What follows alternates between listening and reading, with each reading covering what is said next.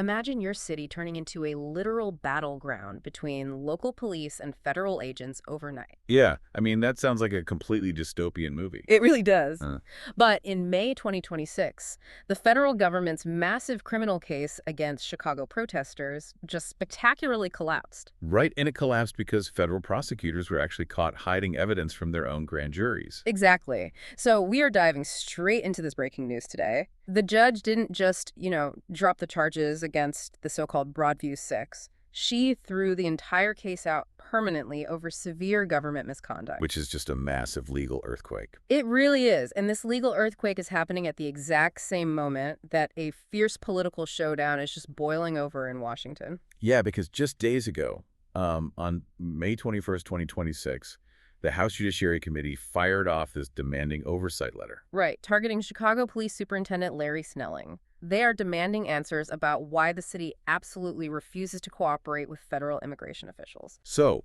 to figure all this out, the stack of sources we were looking at today includes that congressional letter, local news reports, legal filings, and some historical background on something called Operation Midway Blitz. Operation Midway Blitz, yeah.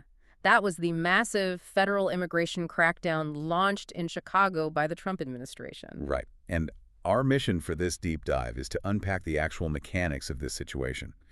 We really want to understand how a bureaucratic dispute over local city policies basically bypassed the negotiation table. And escalated straight to Black Hawk helicopters, tear gas in residential neighborhoods, and historical constitutional showdowns right in the streets of the Midwest. Exactly. But hey, just a quick heads up before we get into the weeds here.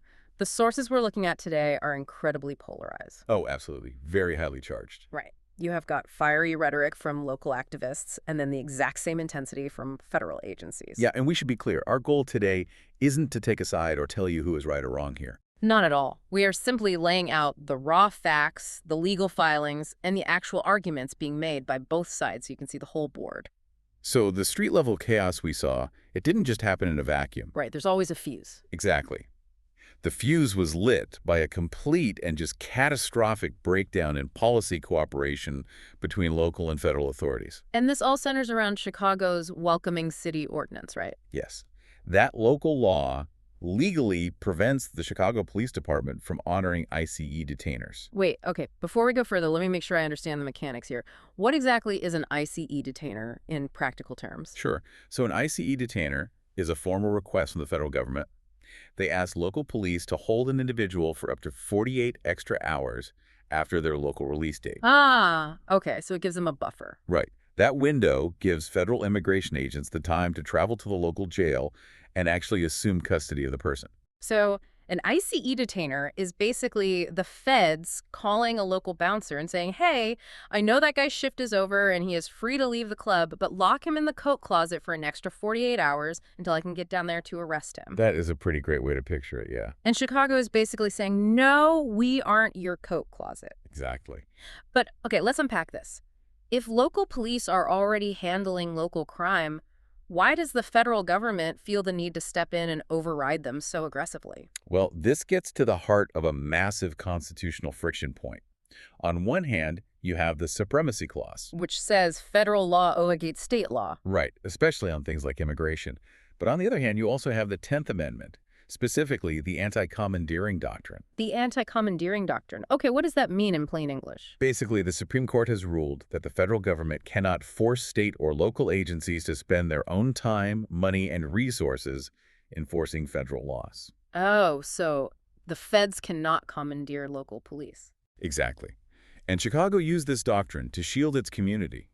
They argued that if local police start acting like immigration agents, undocumented immigrants will be too terrified to report local crimes. Right, or cooperate with investigations. Yeah.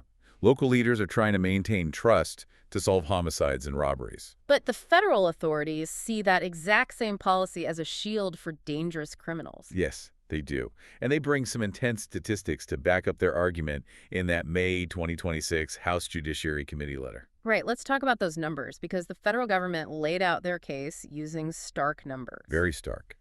The letter explicitly cites statistics stating that in just 11 months in 2025, sanctuary policies in Illinois led directly to the release of nearly 1,700 criminals. Wow. Releasing 1,700 people in less than a year, I mean, that is a heavy statistic. It is.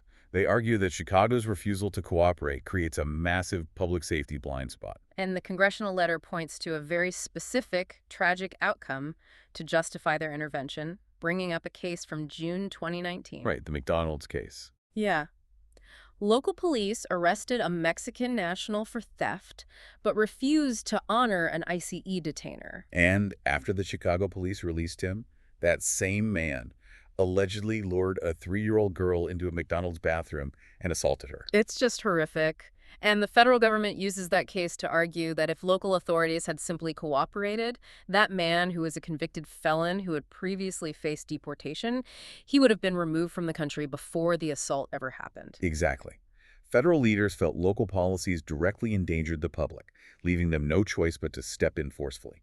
So you basically have an immovable object and an unstoppable force. Yeah, that's exactly what it is. Yeah. I mean, it's like two drivers aggressively refusing to yield on a narrow one-lane bridge. Right. Local leaders refuse to enforce federal immigration law because of the 10th Amendment, and federal leaders refuse to back down because they believe 1,700 dangerous individuals are walking the streets. And because neither side budged, the federal government stopped writing letters and started deploying troops. Which brings us to Operation Midway Blitz. Right. In September 2025, they launched the Blitz. The federal government bypassed the local police entirely and brought the fight directly into Chicago's neighborhoods. They deployed hundreds of federal agents, right? Hundreds. From Immigration and Customs Enforcement, the Border Patrol, the DEA, and the U.S. Marshals Service. And they utilized intense militarized tactics. I mean, we are talking agents rappelling from Black Hawk helicopters onto residential apartment buildings. Yeah, it was wild. They used explosives to breach doors in the early morning hours. And they deployed tear gas, smoke grenades, and pepper balls into crowds on city streets. But here's where we need to look at the actual results of those military-style tactics. Right, because the federal government claimed they were bringing in these heavy resources to target vicious criminals. But the statistics from the court records tell a totally different story about who they actually arrested. Yeah, a federal judge eventually reviewed a massive block of these arrests and ordered the release of 608 individuals because they were detained unlawfully. And out of those 608 people, only 16 actually had criminal histories. Wait, really? Only 16 out of over 600? Yes. That is a staggering gap between the stated goal of hunting down violent felons and the reality on the ground. Wow. When you sweep up 608 people and 592 of them have no criminal record, the operation looks less like a targeted strike and more like a dragnet. Absolutely. However, politicians who supported the Blitz repeatedly pointed to a broader narrative of, quote, chaos in Chicago to justify these heavy-handed tactics. And they pointed to real, terrifying events like the Hyde Park teen takeover to paint a picture of a city losing control. The Hyde Park incident was a major flashpoint. Hundreds of teenagers flooded the neighborhood late at night. Right. They stomped on cars, damaged nearly 30 vehicles, and caused thousands of dollars in property damage. Yeah, the police issued curfew violations and charged a 16-year-old with weapons possession. Events like that certainly rattled residents. For sure. And it fed the political argument that local authorities were failing to maintain order. But the Department of Homeland Security and the White House did not just rely on real news footage of Hyde Park to make their case. Here's where it gets really interesting. They actively posted doctored, misleading videos on social media to convince the rest of the country that Chicago was a literal war zone. Yeah. Investigative journalists traced the footage the government posted online. And what did they find? They found that the government used video clips from a wealthy enclave in Nantucket, Massachusetts, and footage from outside Trump's Mar-a-Lago club in Florida. That is insane. They even used footage from Uvalde, Texas, and old unrelated clips from 2019. Exactly. They stitched all of those unrelated videos together, slapped a Chicago in Chaos label on it, and pushed it out to millions of people to promote their immigration agenda. I just cannot wrap my head around why you would fabricate evidence when you already have real examples like the Hyde Park incident. It completely undercuts the government's own argument. It really does. To understand the collateral damage of Operation Midway Blitz, I mean, think about trying to perform localized surgery by carpet bombing the entire hospital. Wow. Yeah. You might hit the disease, but you destroy the entire infrastructure in the process. You're basically fishing with dynamite instead of a spear. That is exactly what it felt like. The daily lives of everyday citizens were completely upended. I read they had to cancel parades and stuff. Yes, the militarization of the streets forced organizers to cancel a local children's Halloween parade after IC agents deployed tear gas nearby. Just horrible. And international soccer matches scheduled at Soldier Field had to be relocated or canceled entirely because the unrest made large gatherings unsafe. People were terrified to leave their homes, go to work, or send their kids to school. And when citizens get pushed that hard in their own neighborhoods, they are going to push back. Right. And that grassroots response escalated the conflict even further. Tell us about the whistles. Yeah, so every day Chicagoans started carrying loud whistles in their pockets. Whenever someone spotted an ICE agent or a federal vehicle entering their neighborhood, they blew the whistle to warn their neighbors. It's like an analog early warning system. Exactly. Protests swelled massively. It culminated in a demonstration in Grant Park that drew an estimated 250,000 people. 250,000 people. And when citizens pushed back that hard, the federal government responded by trying to lock up the loudest voices. Which takes us from the streets directly into the federal courthouses, which became the new battlefield. Right. And the center of gravity for these legal battles became the Broadview ICE facility. Yeah. This was a processing center in the suburbs where federal agents held detainees.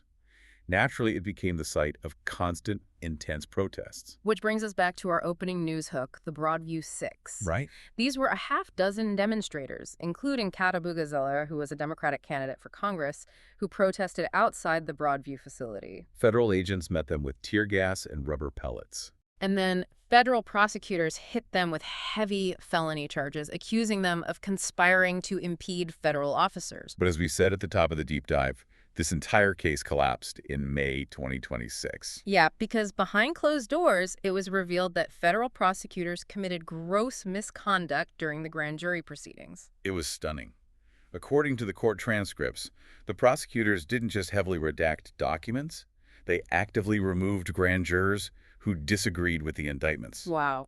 And worst of all, they hid the fact the very first grand jury to hear the evidence declined to issue an indictment at all. Okay, wait, let me jump in here. I thought grand juries were basically entirely run by prosecutors. You always hear the old saying that a prosecutor could get a grand jury to indict a ham sandwich. You do hear that a lot, yeah. So if a grand jury says no, can't the prosecutor just ignore them? How does hiding that actually break the law? Well, it breaks the law because a grand jury is not just a tool for the prosecutor, it is a constitutional shield for the citizen. A shield, okay. Right. A grand jury consists of 16 to 23 everyday people who listen to evidence in secret to decide if there's even enough probable cause to bring a criminal charge. And the defense attorney isn't even in the room. Right. Exactly. The defense attorney is not even allowed in the room. The prosecutor has all the power. So if a prosecutor presents unchallenged evidence and a grand jury still refuses to indict, it means the case is incredibly weak. Oh, wow. So by hiding that original refusal, the prosecutors basically lied to the next grand jury and to the judge about the foundation of their own case. Yes. It is incredibly rare and signals a severe breakdown in legal ethics. I mean, Judge April Perry said she was, quote, incredibly shocked and that trust has been broken. Yeah, and then she dismissed the case with prejudice. Which is a huge deal. So what does this all mean? When a judge dismisses a case with prejudice, what does that actually mean mechanically? It means the charges can never be refiled. Ever. The court is saying the government's behavior was so fundamentally corrupt or flawed that they forfeit the right to ever try these individuals for this crime again. That is a massive legal rebuke. It is. And this misconduct wasn't an isolated incident. It connects to a much broader pattern where federal judges had to repeatedly step in to dismantle Operation Midway Blitz piece by piece. Right, because Judge April Perry also stepped in to block the president's attempt to deploy the National Guard into Chicago. She did. She cited the Posse Comitatus Act. Let's break that down for people who might not know. What is the Posse Comitatus Act? It is a federal law passed shortly after the Civil War. It generally prevents the federal government from using the military, like the Army or the National Guard, to enforce domestic civilian laws. Because the military is trained for combat, not local policing. Exactly. There are very rare exceptions, like the Insurrection Act. But Judge Perry ruled the federal government failed to meet the high legal burden required to essentially occupy an American state with military forces. And then you had Judge Sarah Ellis, who had to repeatedly intervene over the use of chemical weapons in residential areas. Right. Judge Ellis issued strict restraining orders, restricting federal agents from using tear gas and pepper spray against journalists and peaceful protesters. And what is truly remarkable here is that federal agents repeatedly violated her court order. Yes, they deployed tear gas into dense residential neighborhoods like Little Village and Albany Park, even after a federal judge explicitly told them their actions were illegal. So you have federal agents ignoring local laws, overriding local police, and then seemingly ignoring the orders of federal judges, too. It's a complete breakdown. It really is. I mean, if you live in a city with local ordinances, whether that is about zoning, marijuana legalization, or immigration, you have to wonder what happens when the federal government decides they are just going to fly helicopters in and overwrite your local laws. This is a real-time stress test of the United States Constitution. Absolutely. The Constitution is designed with a very delicate balance of power between the states and the federal government. Operation Midway Blitz showed us what that balance looks like when it is pushed to the absolute breaking point. Yeah. The federal government believed a local policy was endangering the public, so they brought the hammer down. But in doing so, they triggered massive constitutional pushback. Right. We saw the total breakdown of cooperation lead directly to the deployment of helicopters, the use of tear gas, and the eventual spectacular collapse of federal legal authority in the courtroom. It's just a wild sequence of events. It really is, and it leaves us with a really vital question to think about. Yeah, definitely. As federal resources, military tactics, and surveillance technologies continue to expand, what happens when a city's local laws are entirely overridden by federal force? Right. If a city can no longer enforce its own local policies without triggering a military-style occupation, what other local laws could a federal government decide to simply nullify next?